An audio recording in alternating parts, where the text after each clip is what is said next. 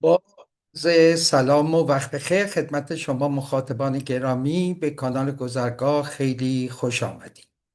الان که این برنامه ضبط میشه پنجشنبه صبح ساعت 6:30 هفتم خرداد 1405 برابر با 28 می 2026 میلادی. همین امروز دیروز بود در واقع عید قربان که من به همه آنهایی که به عید قربان باور دارند و بالاخص به آنهایی که به حج رفتن عید قربان رو به هر حال به هموطنان عزیز تبریک عرض میکنم. در 4 روز اخیر من با خودم بسیار جنگیدم. در این مدت هر بار که خواستم برنامه بگذارم نقد جدی داشتم به دوستان عدالتخواه حامی مقاومت که در اکثر موارد ما با هم نظر و همسو هستیم، ولی چنانچه در برنامه‌های قبلی هم زوایای از این اختلاف نظر رو طرح کرده بودم، امروز خیلی جدیتر و در رابطه با بحث مذاکرات و اون چه داره اتفاق میفته به این نقد دوباره میپردازم. به اعتقاد من دوستان ما از جهتی نگرانی به جایی دارن به دلیل تجربه به صلاح تجارب تلخی که از قبل داشتیم و قدرت و نفوذی که اولیگارشی و جناح غربگرا به شدت در حکومت داره و نشانه های بسیاری از تاثیرگذاری اون رو میبینیم. من این نگرانی رو کاملا متوجه میشم، به جا میدونم و فکر میکنم نیروهای عدالتخواه باید با دقت رصد بکنن. همزمان اعتقاد دارم که نیروهای عدالتخواه نیاز دارن تا جایی که ممکنه با هم گفتگو بکنن و سیاستاشون رو با همدیگه همسو بکنن، به این دلیل که اگر قرار نیروی اجتماعی و نیروی عدالتخواه بخواد بر روندها تاثیر بگذاره باید تلاش بکنیم که حداقل تا زمانی که یک سازماندهی جدی یا ائتلاف وسیع شکل نگرفته یا یک نیروی سیاسی قوی به نمایندگی از عدالتخواه سر میز سیاست ایران وجود نداره، حداقل صداهای خودمون رو از جمع‌هایی که هستن، احزابی که هستن، انجمن‌ها، به اصطلاح گروه های مختلفی که وجود دارن و از جمله این رسانه ها که گذرگاه هم به حال یه عضو کوچیکی از مجموعه رسانه های مستقلیه که سیاست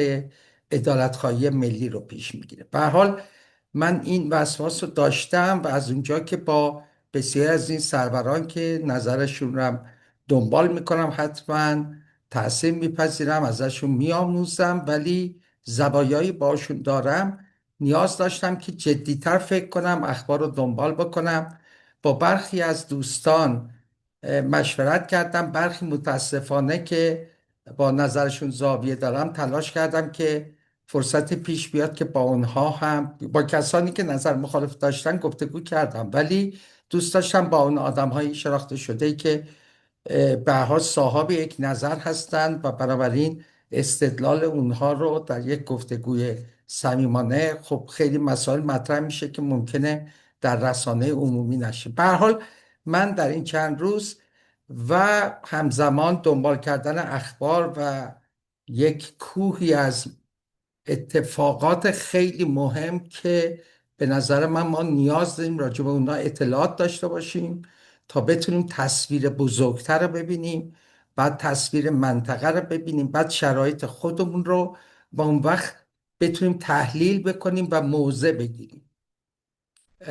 در این که ما کلا چی میخوایم که قطعا با هم دیگه همسو هستیم. ما میخوایم که ایران استقلال خودش رو حفظ بکنه، ما میخوایم که امپریالیسم و صهیونیسم شکست بخوره، گور خودشون از این منطقه گم بکنن و ملل این منطقه، مردمان این منطقه بتونن بعد از دهه یک نفسی بکشن و به یک امر توسعه ملی و ما عدالتخواه میگیم عدالت محور بپردازن. هر رشد تولید ناخالص داخلی توسعه یا حداقل پیشرفت رشدی که ما نظرمون هست به دربر نخواهد داشت. چنانچه میبینیم که در آمریکا رسیده به 30 تریلیارد، ولی حداقل 22% در بخشی که بهش اصطلاح میگن فایر، اف برای فایننس، آی برای اینشورنس یا بیمه، و آر ای هم برای ریال استیت یا مستقلات. در واقع اون بخش مالی که الان نزدیک به 100%، یا بالای 90%، در واقع بخش مالی انگلیه. این سرمایه مالی با اون سرمایه مالی که از ابتدای سرمایه داری بود و برای به اصطلاح تجمیع سرمایه و کمک برای راه انداختن صنایع بود، بسیار متفاوت. بسیاری از این اتفاقات وحشتناکی که ما در دنیای امروز و جمله در رابطه با کشور خودمون میبینیم، به تسلط این سرمایه مالی و ایده گلوبالیسم نولیبرال طی چند دهه اخیر ربط داره. من فکر کردم که ممکنه این برنامه که اگه اشتباه نکنم برنامه 18 گذرگاه هست، ممکنه مجبور بشیم به چند بخش تقسیم کنیم، برای اینکه به نظر من تا حالا چند بارم گفتم که خب فرصت نیست، تقصیر خودم هم بوده، بخش زیادش واقعا مشکل اینترنت عجیبه. شما نمیدونید که من الان به چه سیستمی وصل کردم خودم رو از طریق تلفن تو لپتاپ تا بتونم این برنامه رو توی به اصطلاح برنامه زوم در واقع ضبط بکنم که کیفیتش خیلی بهتره و حجم فایلش خیلی کوچیک‌تر. به هر حال من اینطور فکر کردم که بهتره که با همدیگه یک مرور بکنیم این اطلاعاتی که من جمع‌آوری کردم خیلی سریع، بدون اینکه ترتیب داشته باشه در معنای مفهومی، فقط مجموعش رو عرض میکنم خدمتون. و بعد از اینکه این اطلاعات رو داشتیم، اون تصویر بزرگتر که دستمون اومد، اون وقت راجع به تحلیلمون هم صحبت میکنیم. تا جایی که امکان داره فعلا این برنامه رو با این اطلاعات شروع میکنم. من بسیار خوب. من اکثر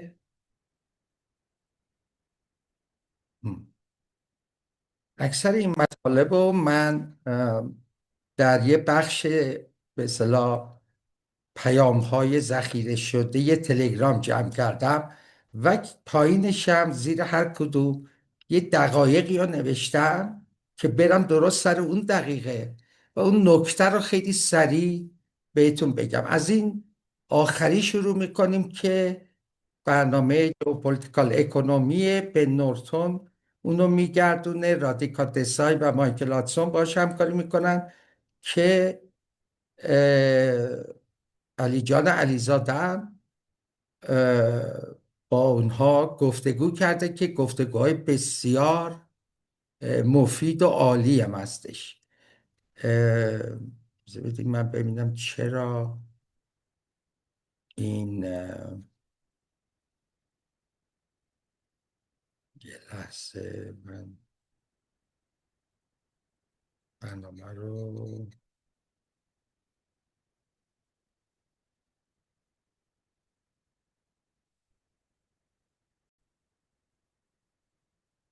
میبخشید. من از اونجا که به بلوتوث اسپیکر وصل کرده بودم صداش نمی آمد. الان درستش کردم و فکر کردم که صداش برای شما بیاد. خب از این شروع میکنیم. از این دقیقه همونطور که داریم میبینیم میگه و اینجا هم نوشته که چین در رابطه با همون عناصر به اصطلاح کمیاب اسمش رو گذاشتن، ولی عناصر بسیار خاصی که چین از 1972، یعنی 54 ساله، روی پالایش اونا کار کرده. اینا عناصری که اسمشو بهش میگن کمیاب، ولی در واقع همه جا وجود داره ولی به مقدار بسیار کمه و به اصطلاح پالایش کردن اینها و مجزا کردنشونه که مسئله اصلیه. همونطور که چند ماه پیش در برنامه عرض کردم، چین برای اولین بار مزه داروی آمریکا رو به خودش خوراند و در مقابل اون تهدیدات و تعرفه‌های بالا گفتش که منم دیگه این عناصر کمیاب رو تحریم میکنم، آمریکا نره و متحدین آمریکا. و گفتش که نه تنها تحریم اولیه بلکه تحریم ثانویه میکنیم. و همونطور که میدونیم این فقط مربوط به اصطلاح یعنی هم شامل صنایع نظامیه، یعنی F-35 حدود 800 پوند 900 پوند، حالا بگو حدوداً 400 کیلو از این عناصر کمیاب توش استفاده میشه تو هر کدومش. در بسیاری در صنایع اتومبیل، باتری سازی و خیلی از صنایع دیگه قابل استفاده است. و الان یکی از نکات گرهی و راهبردی که دست آمریکا زیر ساطور چینه همین مسئله عناصر کمیابه. توی جلسه قبلی هم که توی کره جنوبی در حاشیه اجلاس G20 فکر کنم بود، ترامپ و شی جی پینگ هم دیگر ملاقات کردن، اون موقع آتشبس جنگ تجاری دادن و چین هم گفت باشه من 6 ماه میذارم که فعلا نه در بخش نظامی، فقط در بخش غیر نظامی استفاده بشه و اگر کشوری اینو به کشور دیگه‌ای بفروشه و یا در صنایع نظامی استفاده کنه به کل تحریمش میکنه. و واقعیتش اینه که توی اپریل امسال باید هیئت آمریکایی و چینی به هر حال با هم دیگه به توافقی در رابطه با ادامه اون جنگ تجاری یا متوقف کردنش میرسیدن و ظاهرا فعلا شرایط به همون شکلی که اکتبر پیش تصمیم گرفته بودن ادامه داره. مهازا یکی از نکات اساسیه که بسیاری از دوستان دیگه هم در برنامه‌های مختلف روش تاکید کردن، مسئله اساسی مهار چین هست. مهار چین هدف اولیه راهبردی درجه 1 دراز مدت امپراتوری آمریکاست، امپریس و شرکاش. و برای همین حالا که دستش راجع به این مسئله زیر ساطوره، تلاش کرده یک تعدادی متحد جمع بکنه و حتی بخشی از فیلیپینو عملا مستعمره خودش بکنه، یعنی حدود 4000 هکتار رو در دست آمریکایی‌ها خواهد بود با قرارداد کاپیتولاسیون برای ایجاد شرک صنعتی به اصطلاح پیشرفته‌ای که بتونه اون بخشایی که یعنی بتونه چین رو محاصره بکنه و در رقابت با صنایع نیمه هادی‌ها و صنایع پیشرفته در واقع اونجا سرمایه گذاری بشه، ولی در اختیار آمریکا باشه. در واقع قرارداد 99 ساله است که هر 2 سال تمدید میشه. عملا مجبور کرده یک دیکتاتور وابسته که پسر همون مارکوس دیکتاتور معروف قدیمی فیلیپین هست این امکان رو به آمریکا داده، طبق همین مطلبی که به نوردون چند ساعت پیش منتشر کرد.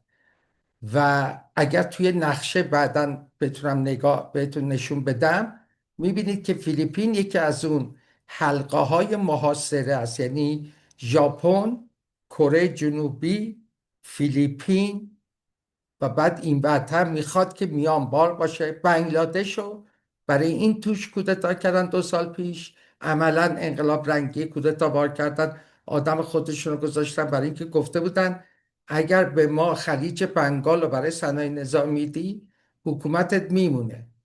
اون خانم نخست وزیر حسنه که به هندم نزدیک اتفاقا و بعدم رفت هند پرنده شد مخالفت کرد و اونا انداختنش. So this is why the U.S. government, under Trump's second administration, launched an initiative called Pax Silica, which is an attempt to create a new global supply chain for semiconductors, for chips, for U.S. big tech corporations. And that new supply chain will cut out China. That's the goal.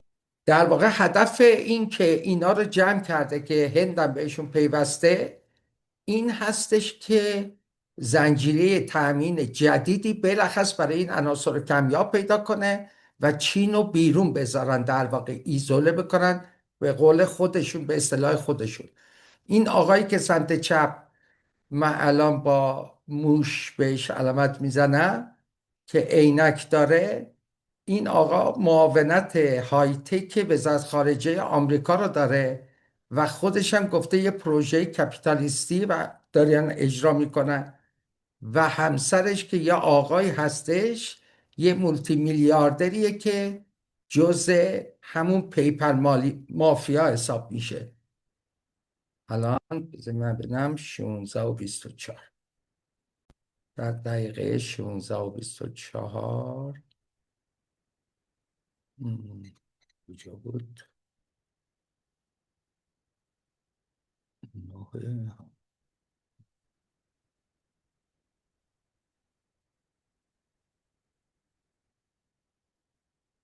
ببینید اینجا این عکسی که میبینی اینا همونایی هستن که بهش میگن پیپل مافیا. این آقایی هم که من بهش فرش میکنم همسر اون کسیه که این پروژه معاونت وزارت خارجه تو عرصه های تک داره. اینا در واقع همون پیپل مافیای معروفه. این همون پیتر تیل معروفه.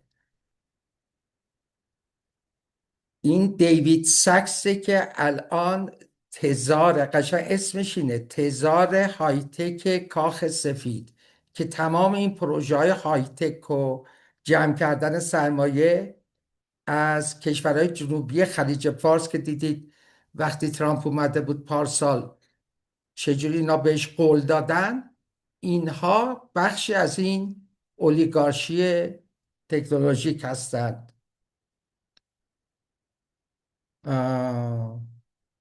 و همونطور که گفته شد یکی از اهداف این ماجرا این هستش که جدا بکنن در واقع چین رو، در واقع ایزوله بکنن و تلاش بکنن که مهارش بکنن.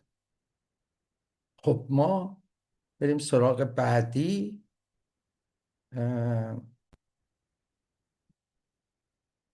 دقیقه 20. خب اینجا هم الیستر کروگ دو سه نکته رو میگه در رابطه با دقیقه 21.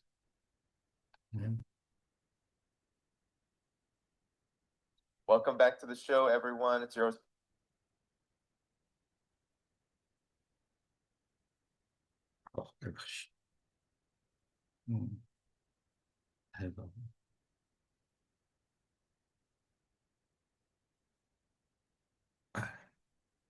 خب ببینیم اینجا چی میگه.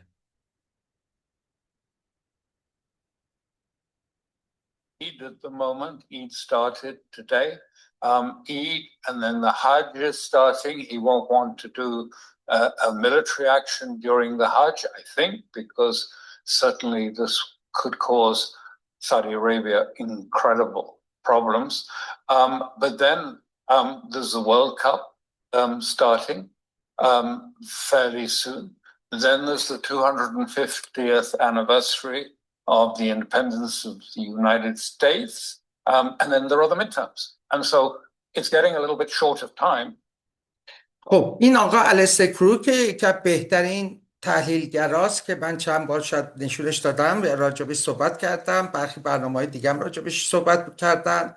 به نظرم خیلی خوبه که اتفاقا صدا و سیما و دوستانی که ترجمه میکنن از تحلیلای این خیلی بیشتر منتشر بکنن. من تو این چند سالی که الیستر کروگ رو دنبال میکنم دقیق ترین تحلیل ها رو از او دیدم، به این دلیل که اولا خودش هم دیپلمات بوده، هم افسر اطلاعاتی انگلیس و اتحادیه اروپا بوده، در جریان مذاکرات بارها در جریان مذاکرات اسرائیل با حماس، با دولت خودگردان، با لبنان، حتی تو ماجراهای افغانستان بوده، سالها اندیشکده داشته تو لبنان.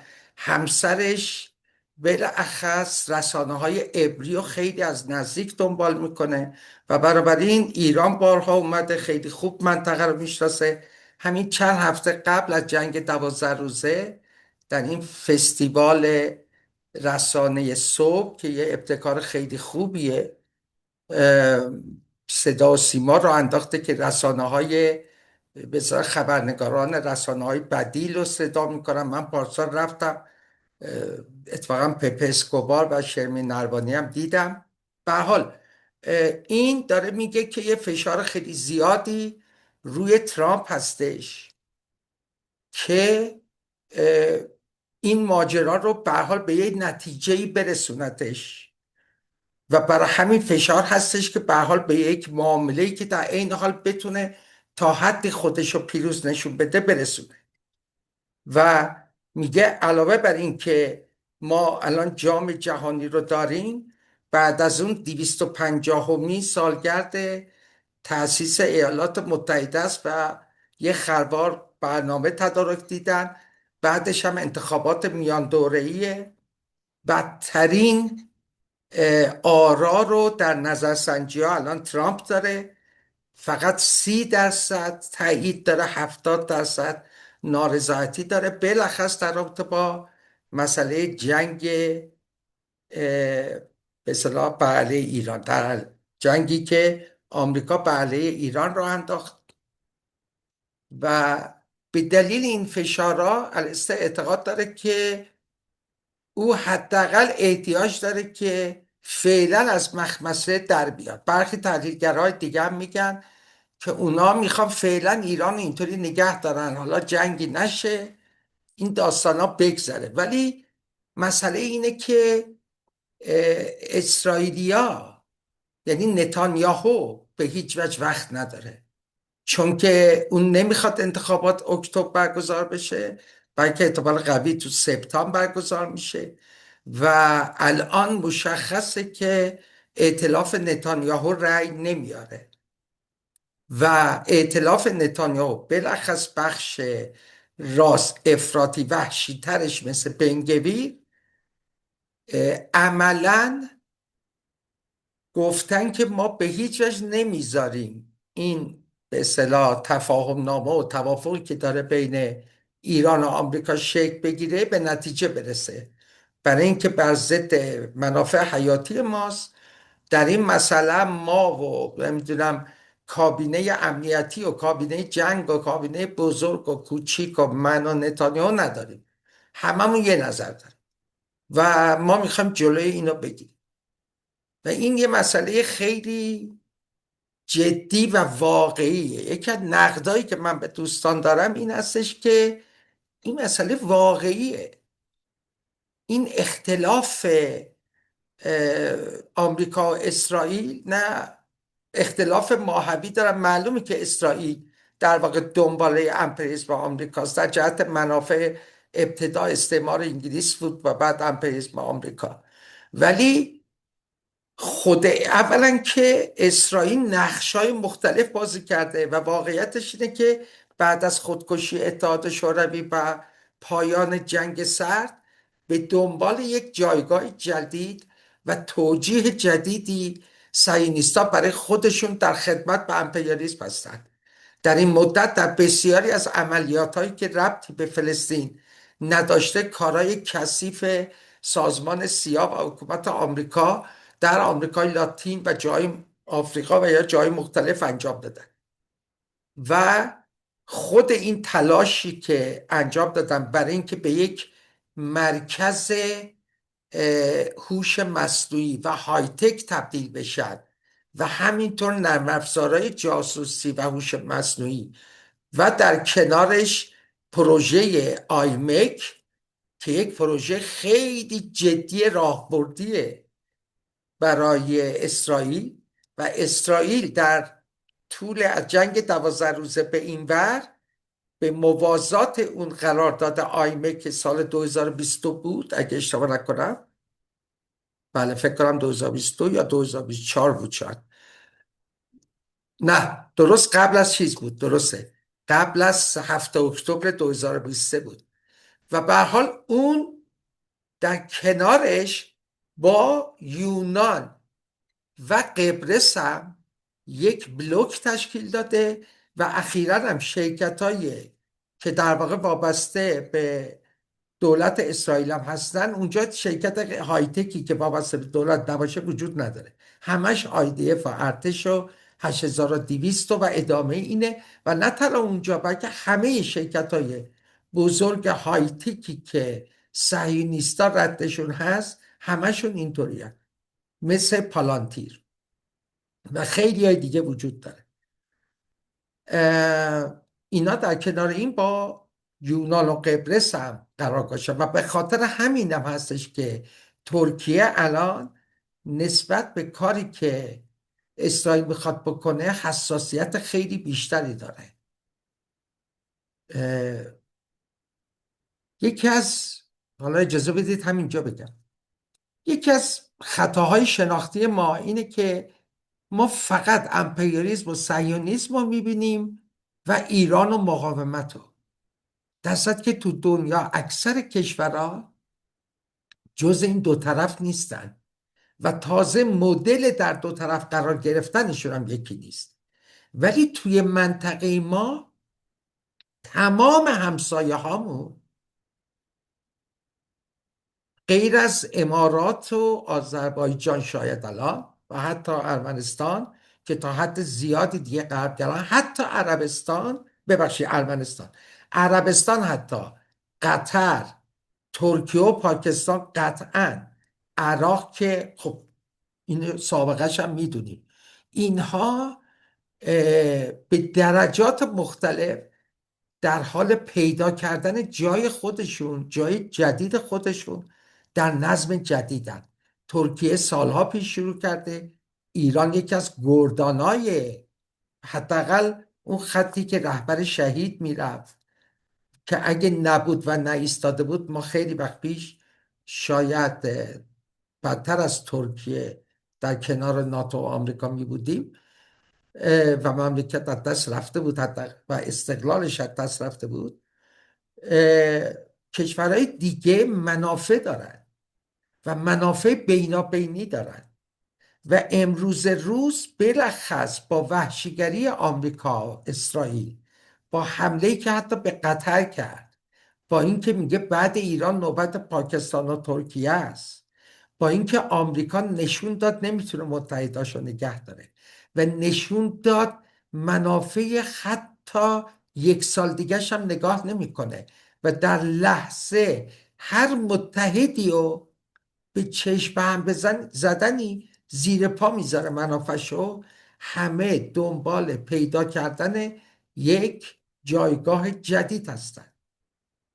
ما اگه میخوایم نظم جدید جا بیفته و آمریکا و شرکا گورشون رو گم کنن، باید با همین منطقه این کار رو بکنیم، باید نظم رو در همین منطقه جا بندازیم و اونم اینطوری نیست که ما ابرقدرتی هستیم، اصلا بودیم و ما اصلا مخالفیم ما عدالتخواه با این نگاه، ولی اصولا ما ابرقدرتی نیستیم که به دیگران ابلاغ کنیم چجوری باشه. مدلمون هم اینطوری نیست. بنابراین مسئله اصلی ما اینه که توی این منطقه چه ظرفیت هایی وجود داره، چه منافع مشترک و پروژه های مشترکی میشه تعریف کرد که در خدمت تثبیت و تحکیم و ادامه یک نظم جدید منطقه‌ای باشه، نظمی که امنیت کشورهای منطقه، امنیت خودشون به اشکال گوناگون دوتایی و چندتایی به نتایجی باید برسن. راجع به این مسئله ما قبلا هم طرح داشتیم، پیشنهاد داده بودیم، یعنی کشور جمهوری اسلامی ایران پیش از این هم چند بار پیشنهاد امنیت جمعی و حتی عدم تعارض دو طرفه داده بود، ولی الان دستمون خیلی بازتره و قطعیه که به این سمت حرکت بکنیم. این همه اینا البته قبول دارن که شما الان امارات که اسرائیل دومه و به اعتبار خیلی زیاد تیکه تیکه خواهد شد، ولی دیگرانی که تو این رابطه شرکت کرده بودن اونا فهمیدن تو این ماجرا که بایستی یه طور دیگه از در معامله با ایران در بیان. از سر اجبار تغییر توازن قوا ما میریم به سمت چی؟ به یه نظم امنیتی جدید. تو این نظم امنیتی جدید ما فکر نکنیم که اینایی که الان نیمچه متحد و حداقل ضد ما نیستن همیشه همینطور خواهد بود. فکر نکنیم که تلاش‌های بسیاری برای دور زدن ما صورت نخواهد گرفت، حتی اگه آمریکا همه پایگاهاش رو جمع کنه و از این منطقه گور خودشو گم کنه. بنابراین ما نیاز خیلی سال هاست ما باید این کار رو میکردیم. همه دیگه دارن میگن برای از چین و روسیه گرفته تا همین پاکستان، این پاکستان زمینه های بسیاری وجود داره برای همکاری. همونطور که حتما شنیدی، بریم که یواش یواش چند تا ویدیو دیگه هم نگاه کنیم. همونطور که حتما شنیدی بندر گوادر داره تلاش میشه که جای جبل علی امارات رو بگیره و برای همین امارات الان شدیداً در مقابله، یعنی گفته به پاکستان و دیگران که شما ما رو ول کردید، ولی در عین حال هند به قول یکی امروز میگفت، حالا من به این تندی نمیگم چون اصولا هند کشور خاصیه، ولی او امروز میگفتش که هند هم به جنوب جهانی خیانت کرد، هم به بریکس خیانت کرد و الانم به شدت به این آیمک هم میخواد دنبال بکنه. ولی آیمک عربستان یه بخشش بود و واقعیتش اینه که اختلاف عربستان و امارات که پیش از جنگ ما به بمباران حتی گروه های نزدیک به امارات توسط جت‌های جنگنده عربستان انجامید، اختلافات خیلی جدی دارن و الان یه طوری شده که شورای همکاری خلیج فارس اگرم بمونه قطعا امارات به این شکلی که هست یکی از اعضاش نخواهد بود، چنانچه این شورای همکاری به هر حال خیلی هم تضعیف شده. بحرین اصلا امکانش نداره که بخواد مقاومت بکنه. قطر خیلی جلوتر میخواست و ما زمینه داریم. به این دقت کنیم که همین پروژه آزادی ترامپ که به قول دوستان 36 ساعت بیشتر نینجامید، دلیل این که ادامه پیدا نکرد این بود که آمریکا از عربستان و قطر خواسته بود از پایگاه و فرودگاه و یه سری امکانات اونا استفاده کنه و اونا گفته بودن نه. در آخرین توییت ترامپ که اولا به قول خیلی از تحلیلگرا، چنانچه همه میدونیم، دیوانگی و بیعقلی توش موج میزنه، ولی تصور چیه؟ یعنی دونه دونه نام برده. امارات که خودش جزء پیمان ابراهیم هست، بحرین هم هست، ولی همه این شیشتا رو نام برده. ترکیه، اردن هم که رابطه داره الان، مصر، پاکستان، همه رو نام برده باید بیان توی پیمان ابراهیم.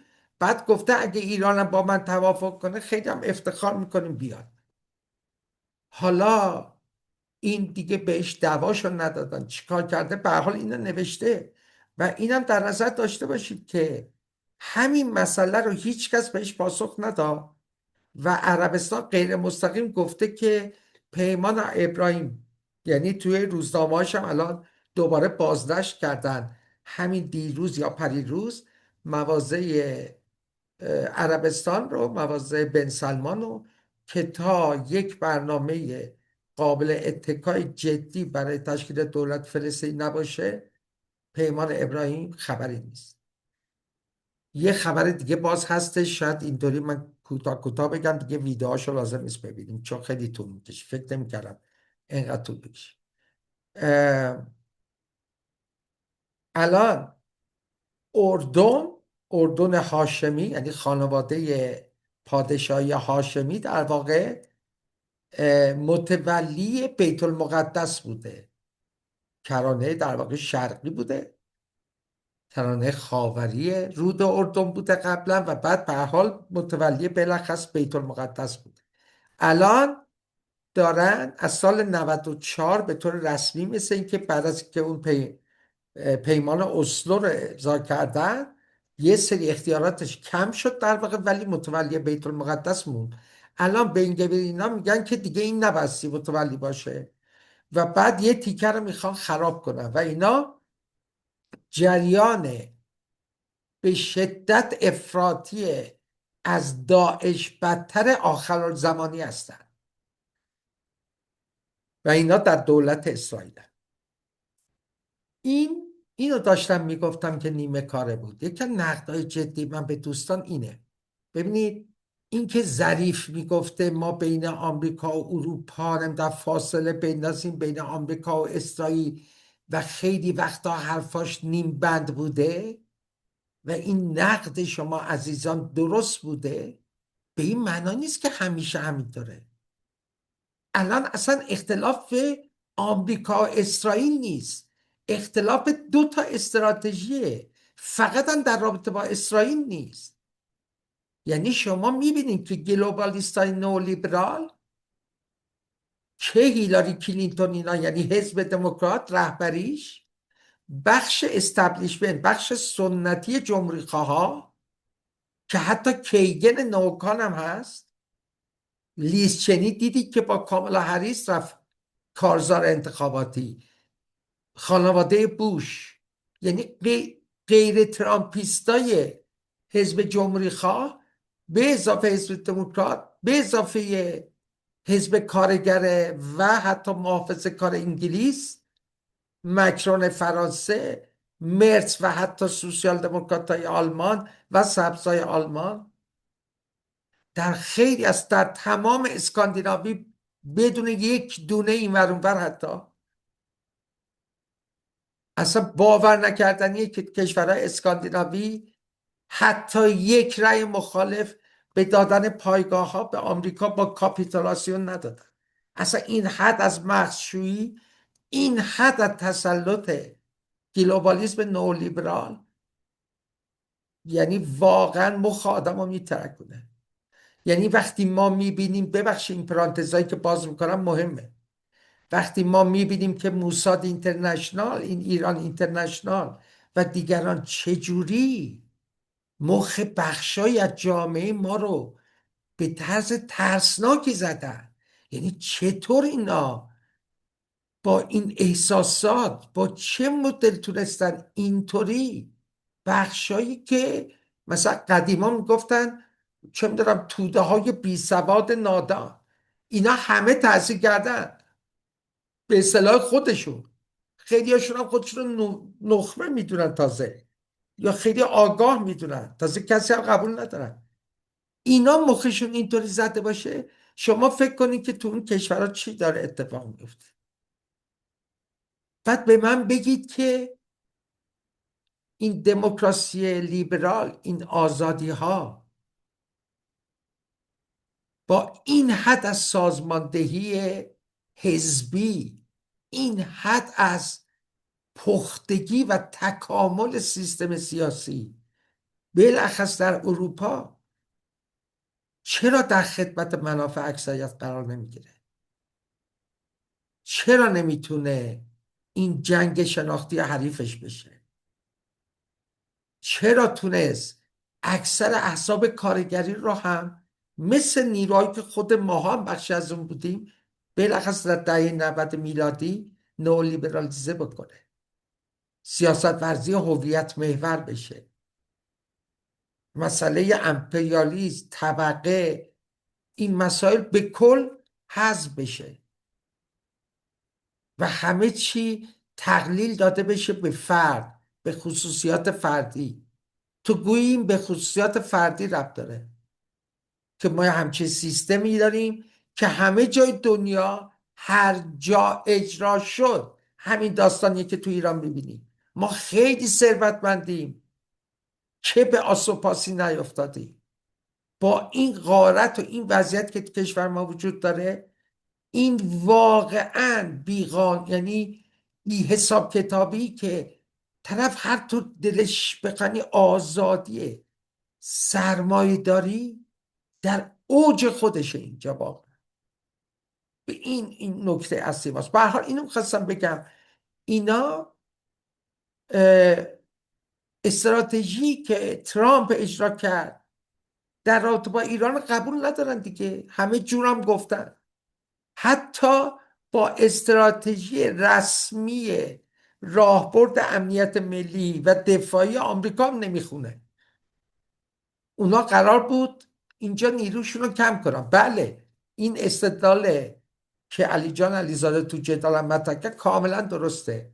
سالهاست همین ماجراست که اونا میخوان اسرائیل با فاصله تفوقی داشته باشه که خیالشون راحت بشه برن در واقع بخش زیادی از کاری که انجام میدادن و به اسرائیل یا ارتشای خصوصی بسپارند. این برنامهشون بود در واقع. ولی جنگ ایران باعث شد که بخش زیادی از نیروشون رو هدر بدن و الان توی اوکراین هم موندن. ما به روسیه و اوکراین هم حتما باید برسیم. بریم یک اینم بگم، ببخشید خستگی مقدار ذهن آدم پراکنده.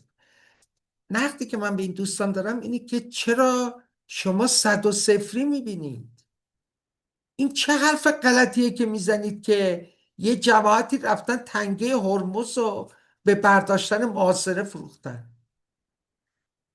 مگر داستان اینطوری نبود که قرار بود آتش بس بشه ما هم تنگه هرمز رو باز کنیم؟ اونم تحت مدیریت خودمون. فقط اصلا داستان مدیریت خودمون و در مدیریت خودمون بلا تغییره، یکیه، همه جام همینه، باید هم باشه، جز شروط اصلیمونه.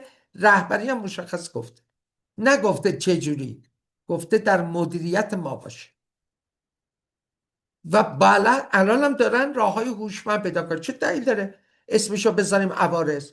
میگیم نه، کارمزد امنیت، کارمزد سکیور پسیج، گذر امنه، محیط زیسته و چیزهای دیگه. و این امکان وجود داره که با انعطاف برای کشتی‌های مختلف، برای کشورهای مختلف، مدل‌های مختلف آدم، ولی خب به هر حال یه استانداردی هم باشه برای اینکه باید با عمان باشه.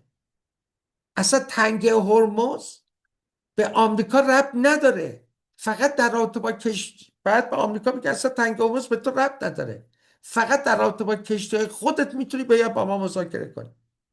در رابطه با خودش معامله میکنیم ما. مثلا میگیم کشتی‌های غیر نظامی بگذره این پولو بده. اینا اصلا روبرو هم نیستن. ما باز کرده بودیم، قرارم بوده که باز کنیم. به دلیل محاصره ترامپ که به درستی ما میگیم عمل خصمانه است، بله، ما دوباره بستیم. اصلا به این دلیل دوباره بستیم و کنترل شده گفتیم بگذره. پس چرا داریم میگیم که تنگه رو به چیز فروختن؟ حتی یه متن پیدا نمیشه که توش راجب مدیریت ایران کوتاه آمده باشه. ایران، ما میدونیم که معاون وزارت خارجه تو عمان آقای غریب‌آبادی برای این همین مسائله. خب اینا دیگه حرف الکیه، اینا دیگه برخوردهای تنده، اینا اصلا غلطه. ما نباید این حرفا رو بزنیم، این واقعیت نداره. این ولی واقعیت داره که در رابطه با از جمله ایران، اسرائیل، اوکراین، چین، آمریکای لاتین، کوبا، ونزوئلا استراتژی یکی نیست. ببین تا اونجایی که تلاش کنن دخالت بکنن، کودتا را بندازن در تو ونزوئلا، بایدن و ترامپ با هم فرق نمی‌کردن، سیاست همه دنبال کردن. برای اینکه تو بری یارو رو بدزدی بیاری، هرچند تو این مسئله هم اگر خوب پیش بره دموکراتات که حرفی ندارن که خیلی هم خوب نفعشون میرسه. راجع به ونزوئلا من قبلا صحبت کردم، حاضرم شرط ببندم سرش که ونزوئلا اینطوری ادامه نخواهد داد و تغییرات و تحولات جدی رخ داد.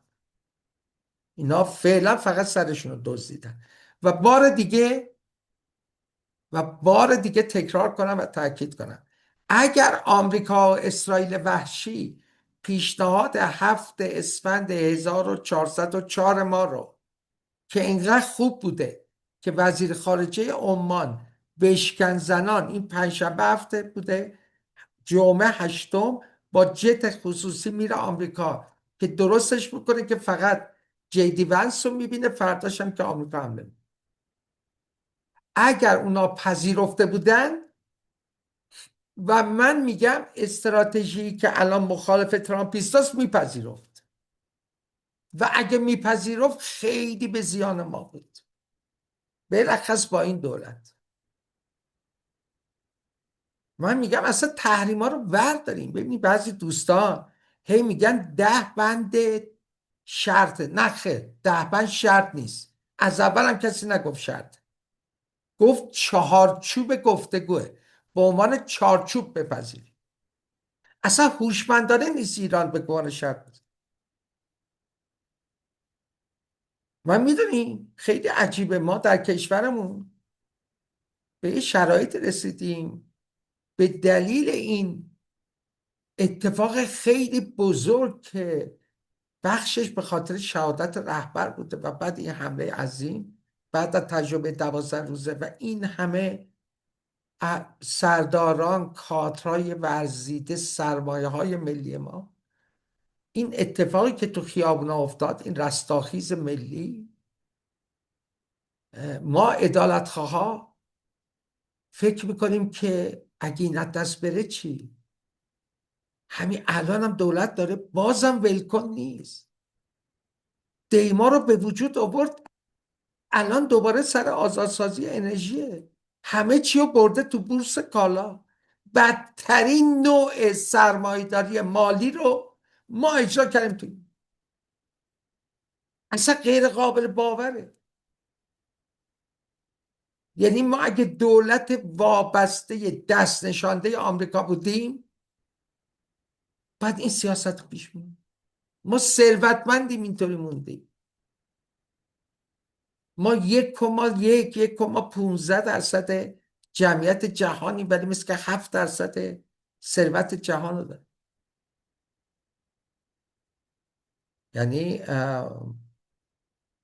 بنابراین و اون وقت باز یک کسایی پیدا بشن با 2 ماجرا بگن اصلا جز ما کسی با امپریالیسم و آمریکا و دیگران نجنگیده، فقط ما جنگیدیم.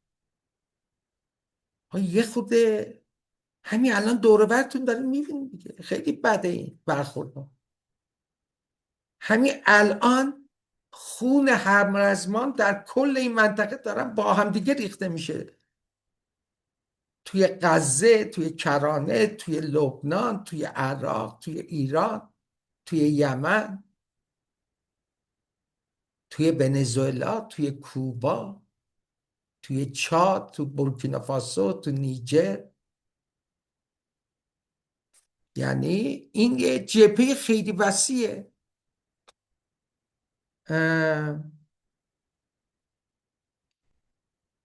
من عرضم اینه که این اختلاف واقعی وجود داره بین 2 استراتژیه و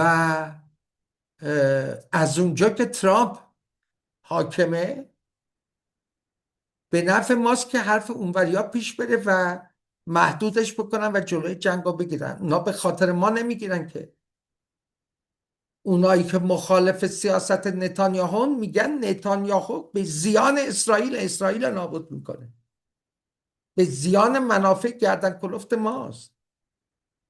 وقتی منافع از یه حدی بالاتر میره دیگه نمیتونی ولش بکنی. جزء عواملی که تأثیر گذاره روی تصمیم، بذار من اینو به شما نشون بدم.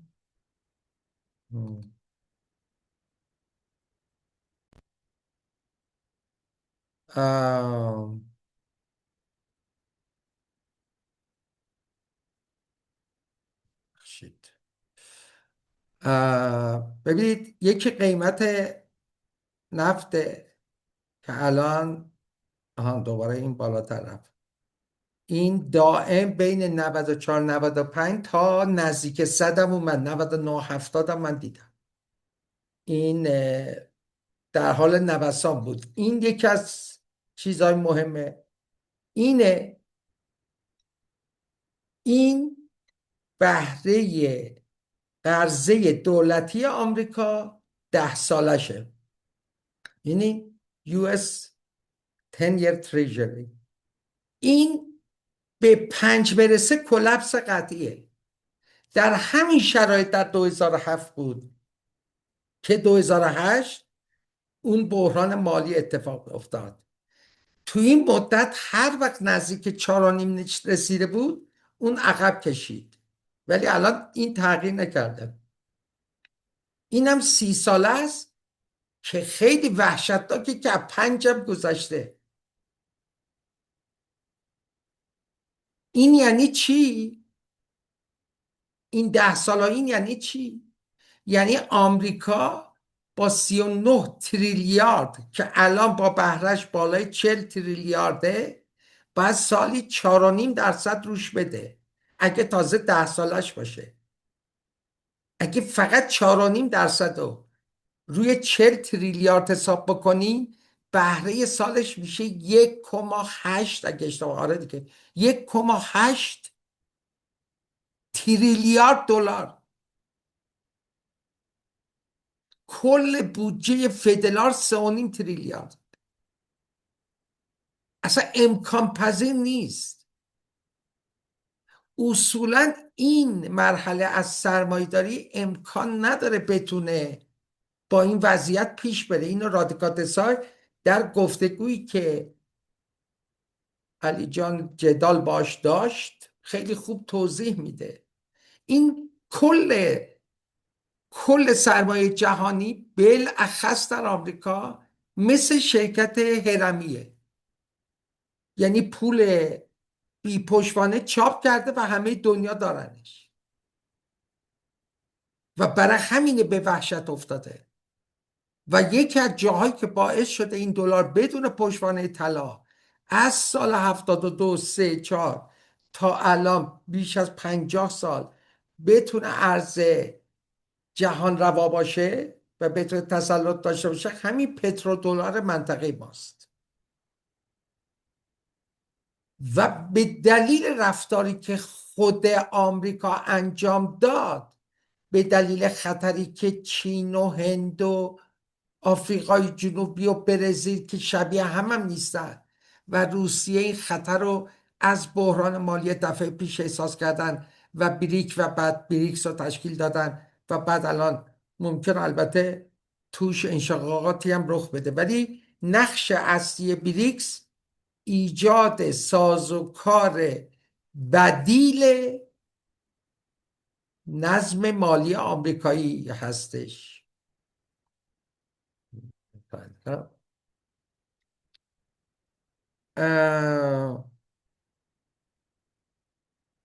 آیمکو عرض کردم خدمتون با توجه به فکر کنم چند تا مطلب الان بگم. این بخش اول رو به هر حال حدود 1 ساعت طول کشیده، بیشتر از این ادامه ندم، ولی چند تا مسئله خیلی مهمه لطفاً خواهش میکنم توجه بکنید. اولا شرطی نشیم، اینطوری نشیم که تا کلمات خاصی از دهن یک کسی شنیدی بهش یه دونه مارک بزنیم که پس این اینطوری فکر میکنه. نیست اینطور، نیست اینطور. در مورد من که قطعا بهتون بگم نیست اینطور، یعنی نمیتونی پیش بینی بکنی، چون من قبول ندارم این دوگانه ها رو که طرف یا مزدور چیزه یا بس این کاری که ما میگیم بکنه. از این حرفای غلطی که من خیلی دوست دارم دعوتم میکنم اگه سروران افتخار بدن همینجا در برنامه اصلا خودشون میزبان باشن، ما با هم دیگه بحث کنیم دیگه. بعد ما یه سری بحثای درون گفتمانی درون عدالتخواه و یه سری بحثا رو پیش ببریم، برای اینکه باید به یه جایی برسیم که همسوتر باشیم، کار هماهنگ رو یاد بگیریم، تاثیرگذاری جمعی رو بهش برسیم یاد بگیریم. یکی از چیزهایی که عزیزان ما خیلی قلوف میکنن اینه، میگن اگه 12 روزه 13 روز میشد دیگه آمریکا به ما حمله نمی‌کرد. آخه رو چه حسابی همچه حرف میزن؟ روز 13 و 14 خیلی بیشتر از این 39 روز ممکن بود عمل بکنیم ما. آیا چی این احکام قطعی از کجا میدید؟ آیا محافظه کاری غربگرا برای سرحب آوردن نیست؟ بله هست. آیا رهبر خودش یه زمانی دیروز پیروز یه مطلبی میدیدم، یه نماینده مجلس بود اتفاقا با کانال تحریه صحبت میکرد، میگفت یه خاطره بود در رهبر شهید که یه مسئله پیش اومده و به فرمانده ها میگفت اگه میخواین کاری بکنین نیم ساعت اول بکنین، نیم ساعت اول کار نکردید سیاسیون جلوتون رو میگیرن. خب این احتمالاً تو خیلی از کشور دیگه کمتر یا بیشتر باشه، ولی ما الان دیگه جنگیدیم اینا دیگه، الان این کارو کردیم. همین رو هم باز میگن که برای چی از زدن ساخت ترسیدیم؟ اگه 39 روز میشد مثلا 42 روز یه اتفاق خیلی کیفی میافتاد. نه خیر نمیافتاد. هیچ استدلالی نداری شما. طرف هفته سوم چهارم پیام آتش بس داده، ما که تقاضا نکردیم اون تقاضا کرده، آخرم رسما گفته بله من این چارچوب قبول ندارم، قبول دارم. و این چه بحث سطح پایینیه میکنیم آخه؟ آیا به آمریکا میشه اعتماد کرد؟ آخه حتی جرد کوشنر ممکنه به ترامپ اعتماد کنه که ما بکنیم، که اون که دامادش هم همکاسن به هم خیانت میکنه. بعد ما اعتماد، اصلا بحث اعتماد مگه شما عزیزان رئالیست نمیگفتیم بر اساس توازن قواست؟ چرا باور نداریم که پیروز شدیم؟ چرا یا بایستی ابرقدرت باشیم؟ عزیزان ما میگن این دهشت ابلاغیه ما بوده. خیر نبوده. اینطوری نیست که ما بتونیم ابلاغ کنیم. اگه به این قدرت رسیده بودیم که نتیجهش دیده بودیم دیگه. ولی ما خیلی کار بزرگی کردیم. اینو باید حتما به شما نشون بدم. این خوب شد یادم افتاد، این خیلی مهمه.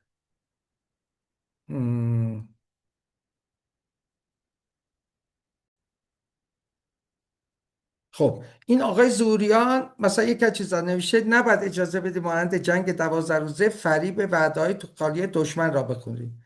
تثبیت حاکمیت ایران بر تنگه هرمز از لحاظ حقوقی باید پیش شرط آزادی تنگه هرمز باشه. من به شما قول میدم 5 دقیقه با آقای زوریان صحبت بکنم این نظرش رو عوض بکنه. خانم و آقایان، مسئله تنگه آمریکا اصلا ربط بهش نداره، به متحدای ما ربط داره، به اکثریت جهانی ربط داره. اگه اوره نره، کود کشاورزی نره، بسیاری از جنوب جهانی ممکنه به قحطی بیفتن. از توسعه که اونوریا که توسعه ای ندارن، که این بره که داره رشد اقتصادی مثل آفریقا جای دیگه میکنه که با این نفت میخوره زمین. بنابراین اینطوری نیست که تو اینا پیش شرط بکنی یعنی زدی زمین. آقای زوریان داری به زیان ایران حرکت میکنی. اگر قرار به این پیشنهادا باشه، من میگم شام از هممون خیلی عاقل تره. اصلا به هیچ وجه ما نباید رفتاری بکنیم که دیگران رو به علیه خودمون متحد بکنیم. ما نشون دادیم ما مانع نیستیم برای کشتی ها بیان تحت مدیریت ما اون شرایط خیلی عادی رو بپذیرن و خیلی منطقی بپذیرن، رد بشن. با کی طرف میشن؟ با آمریکا. بنابراین ما چرا طرف بشیم وقتی تو میتونی یه سیاست به این خوبی پیش میبری که اکثریت جهانی رو مقابل اون بذاری؟ اون تو گرفتاری بس زودتر رد چه بره. چرا برعکس میگی؟ دروغه که ما ظرفیت اقتصادی و چیزای دیگه نداریم. الان من نمیدونم چه اتفاقی داره تو کشور میفته. به اینا گیر بدید، اصلا ول کنید هیئت مذاکره کننده.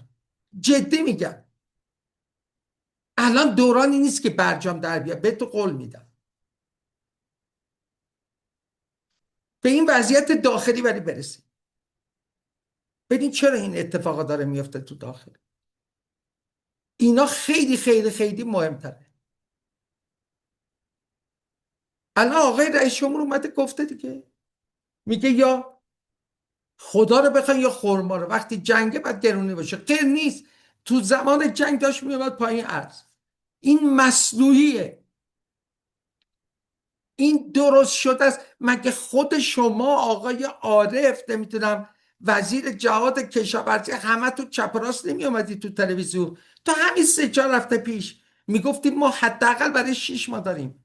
پس چطور شد؟ همین 3-4 روز پیش 2800 تن محصولات پتروشیمی پیدا کردن توی انباری.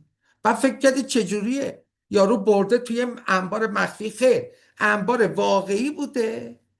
10,000 خورده ای توش بوده. حدود 8,000 تاش واقعی بوده. بقیه‌شو برای قایم کرده بودن. همون محصولاتی که مواد اولیه تولیدات ماست. بعد گرونی مصنوعی درست میکنن. محصول تولید داخلیمون گرون حساب در میاد. یک زنجیره ناراضی به حق، ولی سیاست دیگرانه. بعد تازه همینو میندازن گردن مقاومت. میگن چون مقاومت کردیم اینطوری شد. نه، چون شما حاکمی اینطوری شد. ولی این کارو نکنی. این پیشرفت نیست. راجع به ذخایرم بایستی خیلی جدی بگم. ببینید من میدونم یه تعداد زیادی از شما دلتون بمب اتم میخواد. خواهش میکنم به این استدلال من توجه. این دیگه اسنادش همه در اومده دیگه. اگه ما طرف بمب اتم میرفتیم چقدر امکان داشت نداشت این درگیری برای ما چقدر پیشرسم می بود. ما همین از خرداد پارسال تا همین اسفند که گذشت کیفی توی زمینهای بهتر تونستیم عمل کنیم. اینو دیگه هممون دیدیم. ما که تو تهران زدیم که هر روز در تمام این 39 روز حمله شد، ولی باز تفاوت کیفی رو میدیدیم با 12 روز. خب چی میخواستم بگم؟ ما اگه بمب اتم ساخته بودیم همین امارات حق داشت میرفت بمب میخرید. اون وقت مایی که تفوق قطعی متعارف داریم باید میترسیدیم اونو بزنیم اینطور که زدیم. ما بیش از هر چیزی امارات رو زدیم. حدود 3,000 تا موشک و پهپاد. فکر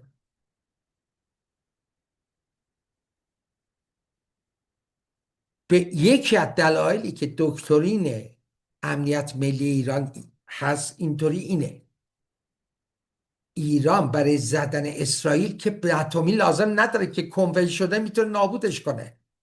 اونه که بس بزنه تا ایران نابود، چون ایران بزرگه. ما که آمریکا بغل دستمون نیستش که. اینم خیلی مهمه. اینم باید به شما نشون بدم. این دوتا رو باید به شما نشون بدم.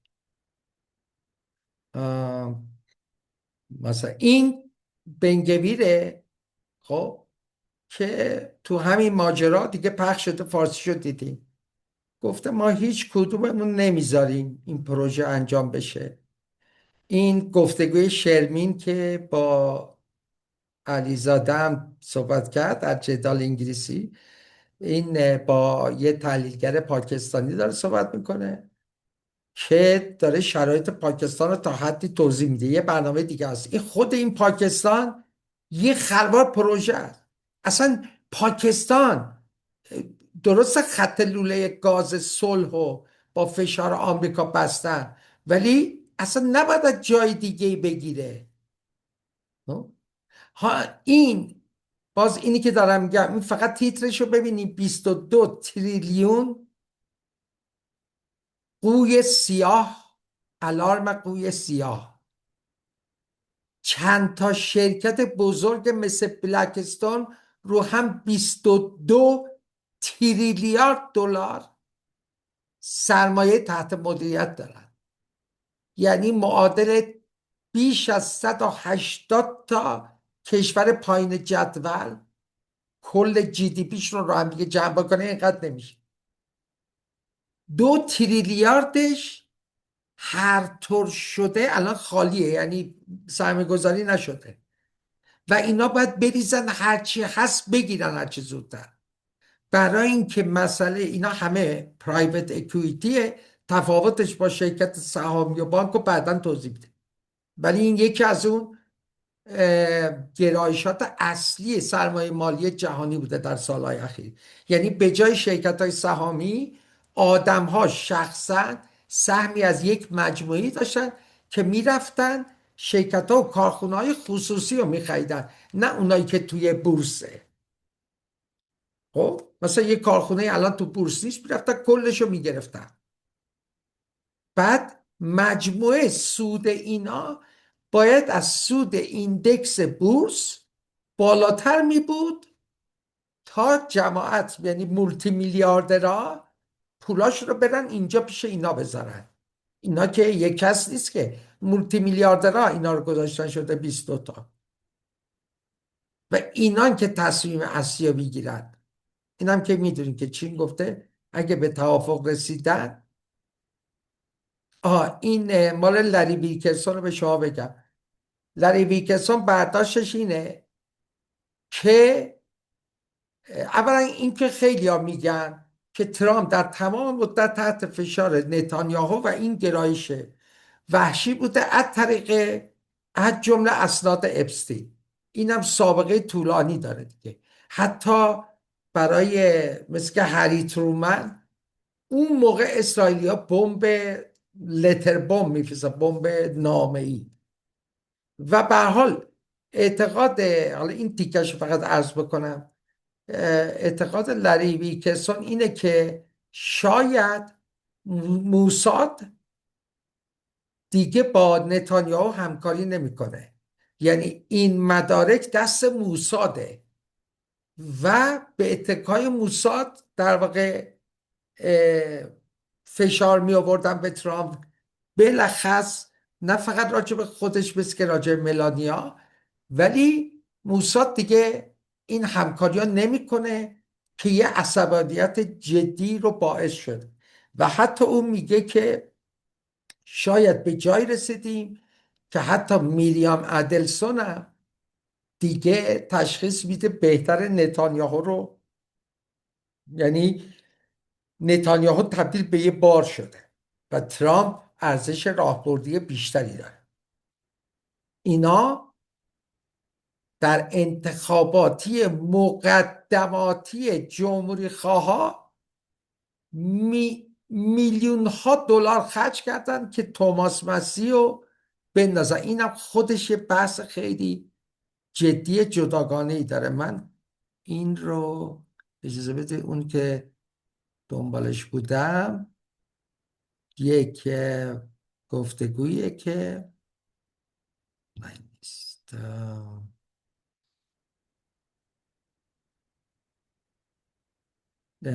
در واقع حالا من اینطوری میگم برای اینکه برای دوستان راحت تر باشه. مثلا ابوالفضل بازرگان چین یا یکی از این عزیزان در این حدود سنی که متخصص روابط بین الملل هستن، این آدم متخصص غرب آسیا و سیاست چین نسبت به غرب آسیا است و او تعریف میکنه، میگه که وقتی که خبر دادن که رهبر رو شهید کردن، گفت یه دوستی دارم از یه دانشکده روابط بین الملل، دانشگاه خیلی خوب چین، یکی دیگه که پرو ایران هست، با من تماس گرفت، گفت نظرت چیه؟ یعنی واقعا اسرائیل داره پیروز میشه؟ میخواد فرمانروای منطقه بشه، یعنی ما مثلا با عراق و لیبی و سوریه روبرویم. و بعد میگه که من خب اون موقع یه بحثی باش داره، اون میگه که این جنگ نظر کلی رو در چین تغییر داد. اینم خیلی مهمه راجع به بمب اتم. من حالا مضمون این یکی که پیتر کوزدیکینا هست و شفاهی بهتون میگم، ولی این 2:50 اینجا. Welcome back, everyone.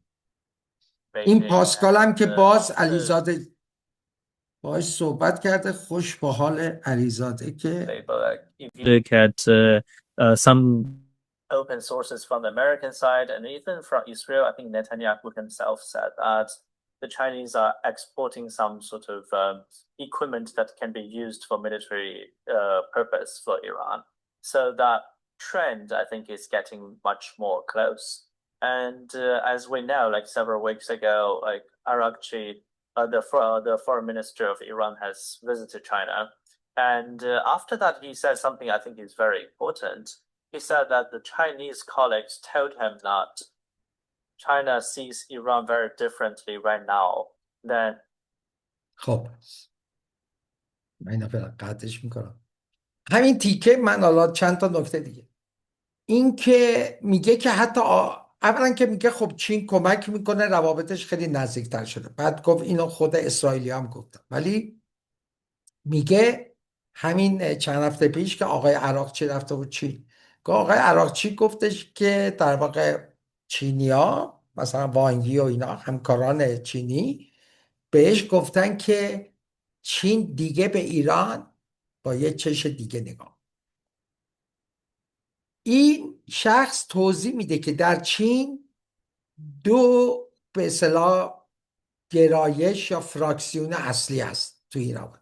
یکی اقتصادی ها هستن که میگفت اقتصادی ها با کشورهای جنوب خلیج فارس، کشورهای شورای خلیج فارس خیلی نزدیکترن، چون یه خربا باشون بیزینس دارن، بیزینسشون هم مسئله نداره و بر همین چنین گرایشی داشتن، در صورتی که تمام اونایی که سیاسی و دراز مدت نگاه میکردن اونا در واقع هوادار ایران بودن، پرو ایران بودن، حالا در همون حد خودشون. الان میگه اصلا خیلی مسئله جدیه و ما تومون گفتگاه خیلی زیادی شده و الان دیگه گرایش قطعی غالب نگاهی که چین نگاهش عوض شده، یعنی از بس ایران بد رفتار کرد با چین که چین گفتش که خب اینا همیشه با این که تمام مدت حواسش، یعنی به لحاظ راهبردی اصولا ایران رو یکی از اون اضلاع سه‌ضلعی یا مثلث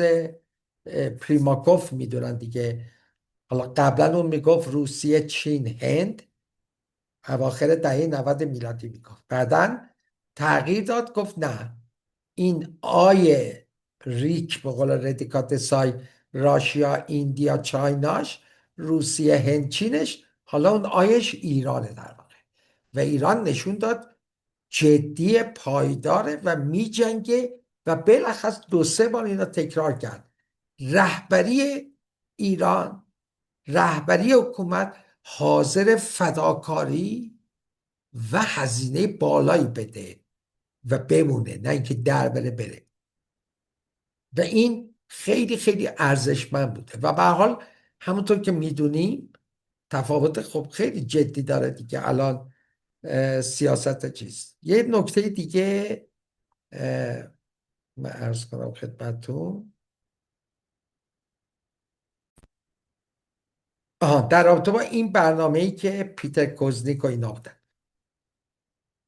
ببینید خیلی هم این خودش یک، ولی الان دیگه طولانی شد، نمیخوام خیلی طولانی بشه، ولی این بحث خیلی مهمیه دوستان عزیز حامی بمب اتم. تمام عزیزانی که اصرار دارن بر بمب اتم، چرا اصرار دارن؟ میگن برای اینکه بازدارندگی قطعیه دیگه.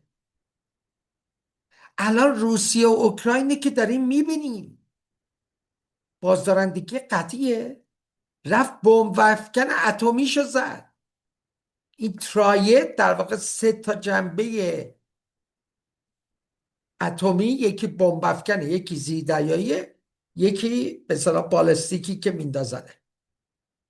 بمب افکنی که طبق قرارداد سالت باید در جای روباز باشه که ماهواره طرف مقابل ببینه که این بلند نشده حمله اتمی بکنه، رو با چیز دیدی که بهش حمله کردن و همون موقع بعدش خیلی انتقادهای جدی شد به پوتین که و به رهبری روسیه که چرا جواب خیلی صفر نمیدید. الان به جای رسید، همونطور که میدونید چند روز پیش اوکراین حمله کرد به خوابگاه یک کالج که بس که بیشتر هم دخترونه بوده یا فقط دخترونه بوده. 21 نفر، حالا دیشب جاج ناپولیتانو میگفت 25 تا کشته شدن، خیلی هم زخمی شدن. این بار به جای دبل تپ تریپل تپ بود. یعنی دیدی که مثل زنده یادان، مثل مدرسه شجره طیبه، اول زدن بعد نیم ساعت بعد، یا صهیونیستای آدم کش دائم این کارو میکنن. همین چند روز پیش فقط یک قلم 8 تا عزیز لبنانی به اصطلاح پزشکی و مدیکس رو کشتن به این شکل.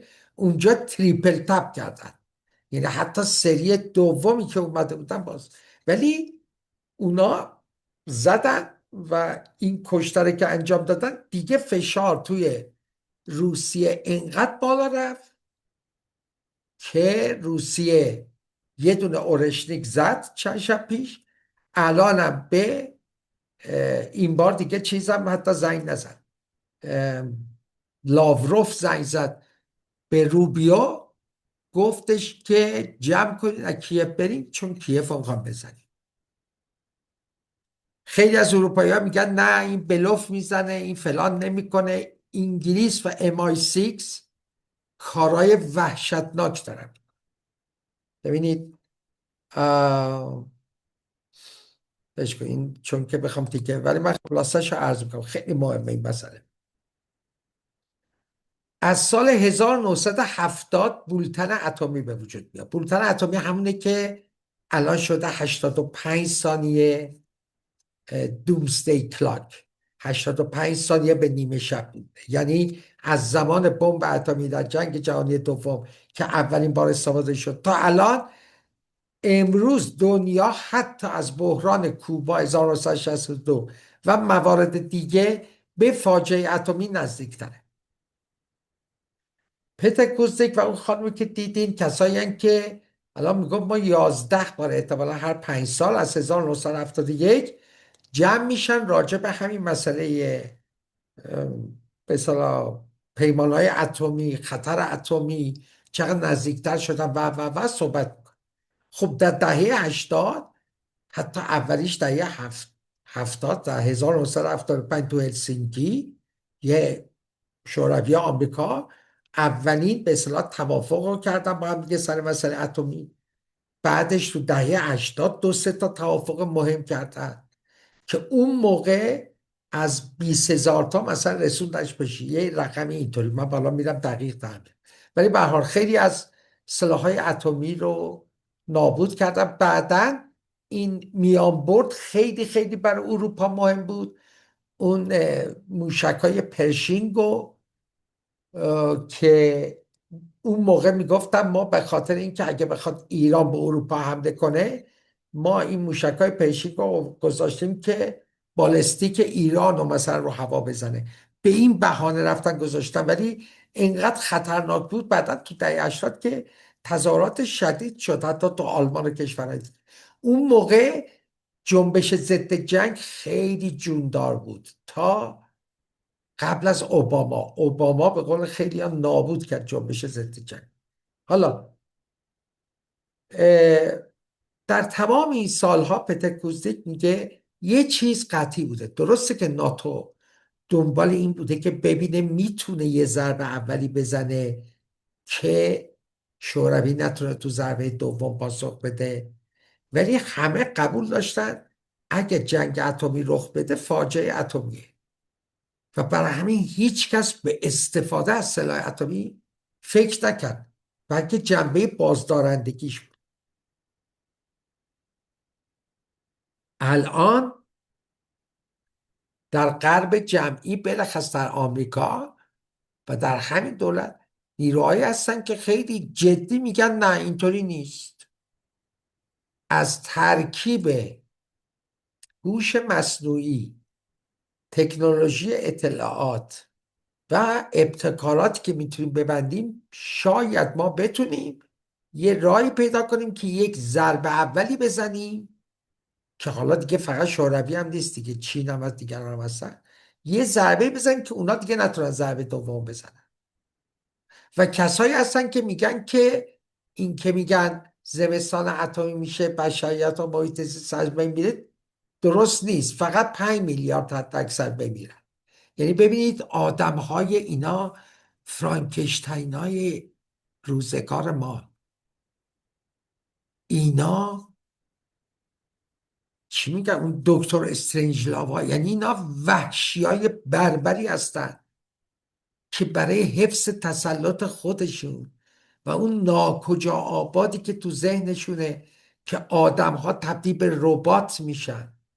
همین مردک تاریخدان اسرائیلی نوآل حراری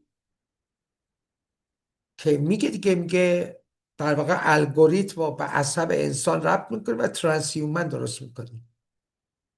او میگه مهمترین مسئله تاثیرگذاری بر عواطفی است که به لغت در نمی آیند و از این راه میشه مخ همه رو زد. بنابراین داشتن بمب اتم دیگر اون پاسدارندگی قطعی رو نمیاره. ثانیاً ما خودمون با 2 تا قدرت اتمی داریم میجنگیم و اسرائیل رو شدید زدیم و اگه میتونستیم نتانیاهو رو هم میزدیم. بله از یه حدی که مثلا طرف فکر کنه دیگه نابودی قطعیشه نمیریم، مسلمه نباید بریم، اونم نمیره، چون ما بدون اتم هم میتونیم اون رو نابود کنیم. ولی اگه اتم داشتیم اون اتفاقی که عرض کردم میتونست بیفته و تفوق قطعی ما که الان ببین چه ثمره بزرگی برامون داده، این بسیار تضعیف میشد که از بین میره. ببینید منطقاً آمریکا نباید حمله میکرد، برای همین هم همه بهش گفته، حتی هیلاری کلینتون که دیگه یک خودش یه تندروی جنگ طلب وحشتناکیه، گفت این نتانیاهو تو این 30 ساله از زیر پای شوهر من نشست تا همین رئیس جمهورها فقط ترامپ بود که گولش خورد. ولی اون صهیونیسم، اون مدل الان تبدیل شده به در واقع سازمانده و رهبر راست وحشی، یعنی صهیونیسم تبدیل به اون مجموعه ای شده که دیگه فقط مسئله یهودی ها که سالا نیست، ولی تسلط این تکنوکرات های مثل پتر تیلینا که میگه اصلا انسان باید عوض شه، دشمنای ما باید از بین برن، ما تسلط مطلق باید داشته باشیم، فول کنترل سپکتروم، کامل مغز و کنترل بتونیم بکنیم. و بعد تازه اینا میگن که ما به اون پادشاه خردمند افلاطون اعتقاد داریم، ما اون حاکمای خردمندی داریم که خردمند هستیم که هوش مصنوعی داریم و ما صلاح بشریت رو بهتر میدونیم. یه بی خودی 5-6 میلیارد هم اصلا دوستشون نداریم، بی خودی زاییدن قلم هستن، اگه لازم شد به درد نخوردن میخوایم تحتویشون رو بدیم. خیلی هم تازه اسمش هم اومانیستی از طرف خودشون میزن. این واقعیه که ما با چنین خطری، یعنی بشریت با چنین خطری رو برای همین چین سالهاست بزرگترین دغدغه‌اش مدیریت صلح آمیز افول امپراتوری آمریکاست. برای اینکه این گوریل اگه همینطور پرت بشه رو ما یه بخشی رو از بین میبره. من دلم نمیخواد دوباره جنگ بشه و جنگ شدید، نه به این دلیل که فکر میکنم ایران میبازه، برای اینکه میدونم حتما میبره و یک قدرت اتمی رو باید تلاش بکنیم. ببینید کندی چی گفت؟ گفت یک قدرت اتمی رو در انتخاب بین حقارت، سرشکستگی و استفاده از بمب اتم نزد.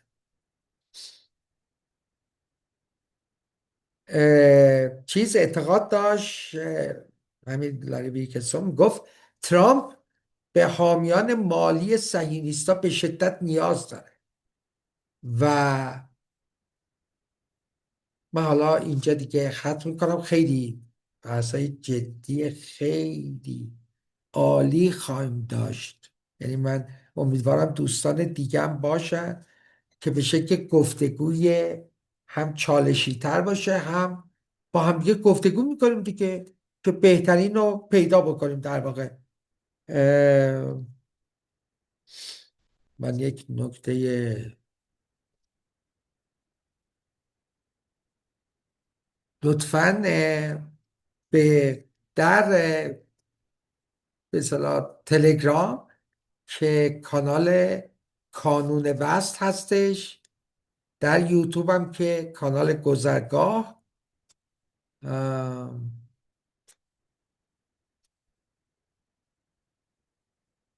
همین راجع به انتخابات داخل این نکته رو عرض میکنم.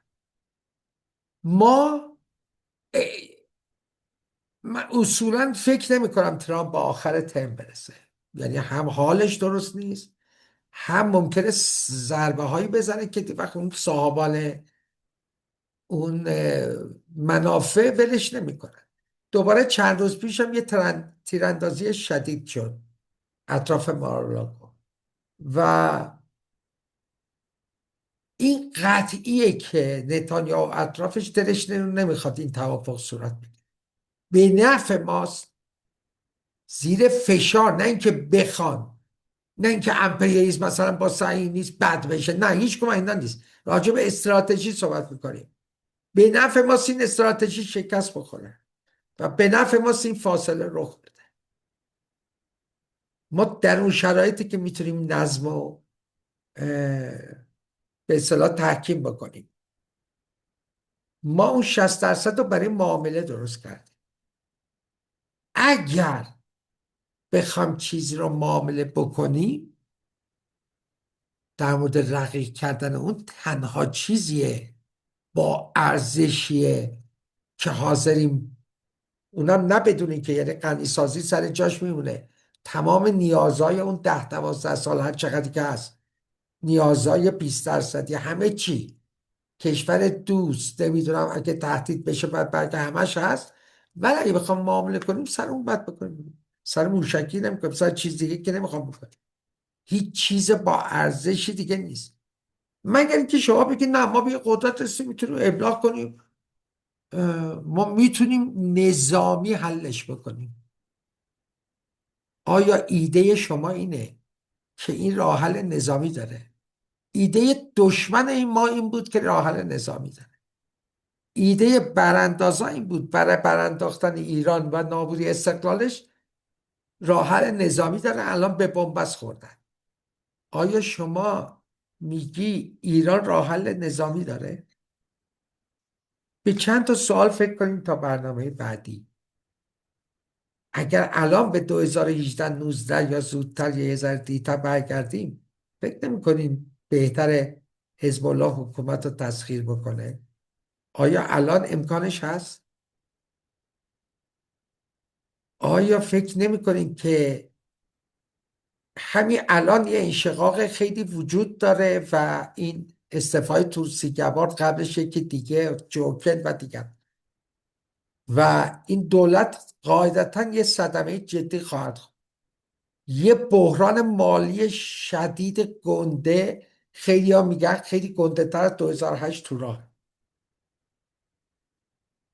به لحاظ نظامی اون به بنبست خورده.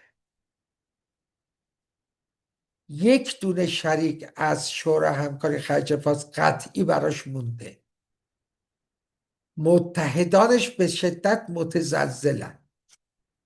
تو این فضا به نفع ما استراتژیک چیه؟ بلخص با نگاه به اون توسعه ملی و عدالت محور، ما چه پروژه های مشترکی رو با همسایگانمون میتونیم داشته باشیم؟ من نظرات آقای علی صمدزاده رو عرض کردم قبلا و 90% آقای خراتیان. به نظر من حرفای جدی، فکر شده است، واقعی، به حال توش افراط و غلوف زیاد نیست. و همین دوستانی که در چارچوب عدالت‌خواهی ملی تولید محتوا میکنن، همه امکانات تماس، شماره مثلا ایمیل، کانال تلگرامی، یوتیوبی، آپارات و روبیکا در پایین این برنامه تقدیم حضورتون میشه. ببخشید طولانی شد، ولی گفتگوهای جدی داریم. امیدوارم به زودی در گفتگو با عزیزان که قولشو گرفتیم، هم تاریخ، هم اقتصاد سیاسی، هم محیط زیست، و هم امیدوارم به زودی گفتگویی. یه نکته رو فقط بگم قبل از اون خداحافظی. خواهش میکنم این برنامه رو برای عزیزان به وقت ایران، احزاب سیاسی، عدالتخواها، آقای مسعود براتی، دوستانی که میشناسیم بفرستید، ولی برای دوستان یاسر جبرئیلی و حزب تمدنی ها حتما بفرستید. عزیزان حزب تمدنی، من نمیخوام بدونم یاسر جبرئیلی دیگه چی میگه، حسین سمسامی چی میگه، محمد رضا یزدی زاده چی میگه. من میخوام بدونم حزب تمدن چی میگه. شما حزب ساختین که متشکل باشید، که جمعی موضع‌گیری بکنید. میدونم کلاس‌های آموزشی کادسازی گذاشتید، اون جای خودش. به مثابه حزب موضع شما راجع به این روندات چیه؟ چرا موضع‌گیری نمی‌کنید؟ چرا دعوت به همکاری یا اتحاد نمی‌کنید با دیگر عدالتخواها؟ یه موضع مشترک قوی بگیرید، هممون پشتش بریم، میتونیم تاثیرگذار باشیم. همین مردمی که تو خیابونن، عزیزانی که ابتکار زدن، دستشون درد نکنه، شعارهای مختلف میرسن، نکات مختلف. خب این سازماندهی شده باشه، هممون 5 تا شعار همه جای کشور ببریم، تو همه رسانه هامون بگیم، هر کدوم با زبون خودمون، ولی همسو باشه، تاثیرگذار باشه. من میدونم شما سیاست رو میفهمید و حس زدید، برای اینکه میدونید دیگه نصیحت الملوک نیست. بس سازماندهی بکنی، بره بشینی سر میز سیاست. میخوای بره بشینی سر میز سیاست، مسئولیت بگیری، همین انتقادایی که میکنیم برنامه رو گزینه بذاریم رو میز، به نفع اکثریت جامعه، به نفع اون برنامه که داریم. خب باید کار حزبی بکنیم. من میدونم اینجا سابقه اینطوری بوده که تعذب و زدن دهیش هست که افتضاح بوده. نه سر خودتون رو کلاه بذارید که فقط مسئله مجاهدین بود، اصلا اینطوری نبود. این نفهمین اشتباه رو دوباره خواهید کرد. ما این صدمه‌ای که خوردیم، اونا همین زیبا کلامات جای آدمای عدالتخواه نشستن. شد اینطور، شانس آوردیم نظامیمون اینطوری نشد، حداقل یه بخش گنده جدی و دانشمندانی که داشتیم مثل زنده یادان تهرانی مقدماتی. خستتون کردم، براتون ساعات و روزهای خوبی آرزو میکنم. امیدوارم به زودی برنامه بعدی باشه. راجع به اینترنت هم باید صحبت بکنیم که اینترنت که داغی است که سرد نمی شود. همش هم دست غربگراها بودا. شما ببین چه اینترنتی ساختن، این یکی رو هم سالم نذاشت. این همه پروژه دیجیتال از بیزینس دیجیتال است، به بیزینس دیجیتال خودشون هم رحم نکردن. من نمیدونم واقعا. شب و روز همگی بخیر تا برنامه بعدی.